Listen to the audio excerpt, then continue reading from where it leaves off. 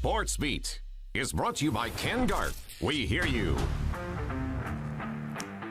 Sports Beat is live. JJ and Sam with you for the next 45 minutes. Live sports continues to return. Major League Baseball highlights on the show tonight. NFL news and Tony Finau in contention at the Memorial on the PGA Tour. As the college football season continues to work through several twists and turns, BYU's schedule may have just received a huge addition with a national power, Alabama. That and a related top 5 list that you don't want to miss. But tonight, we're going to start off by in the NBA with the latest from the Utah Jazz down in Orlando. Not that we're counting or anything, but I did just check off one more day on the calendar. In 4 nights from now, the Jazz will be playing its first of 3 exhibition games, and in 11 more days, the official restart to the season against the Pelicans.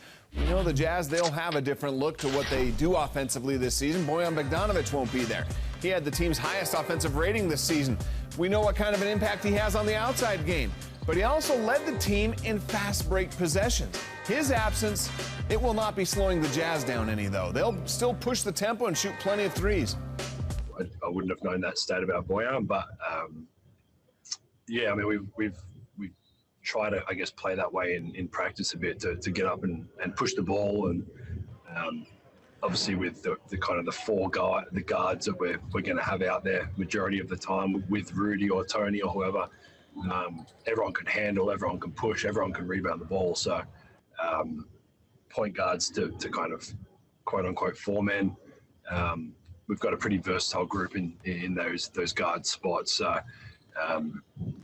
yeah, I think for us, pushing the ball and shooting early threes, good threes, but early threes can be something that we can be really effective in, because, like I said, with those lineups, we've got pretty consistent shooters kind of throughout.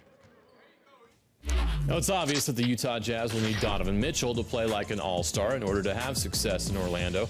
There isn't any reason why he shouldn't. So strong in so many areas of his game. But there's one area where Donovan has placed emphasis on getting better.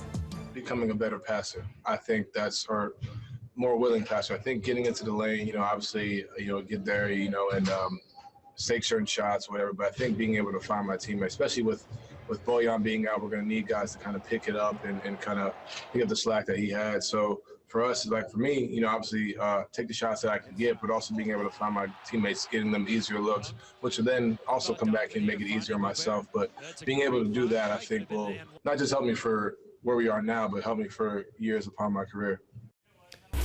Well, Donovan Mitchell is only 23 years old, completing his 3rd NBA season, but it's clear the Jazz look to Donovan as a team leader and need him to play like one in Orlando. Becoming a leader is something that has developed over time, but during the pandemic and now in Orlando, teammates have made comments about the increased leadership and maturity of Donovan Mitchell. A leadership role is something he embraces as he tries to reach his potential as an NBA star and lead the Jazz to wins.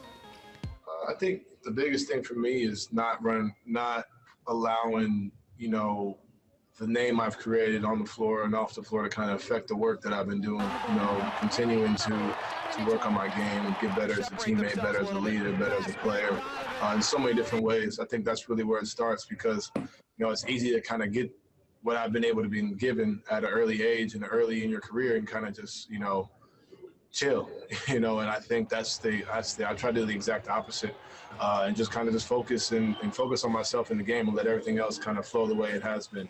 I've been blessed to, to been granted with an opportunity as a rookie, unfortunately I seized that opportunity and I've been kind of going with it ever since. But yeah, you're right. I've kind of honed in as trying to be the leader of this team and going out there and just leading these guys any way I can, whether it's meals, it's gaming, it's on the floor, pick and roll, defense, like whatever it may be, just kind of going out there and just trying to be the voice, because, at the end of the day, yeah, I'm 3 years in, but I kind of see myself as a little bit more than that.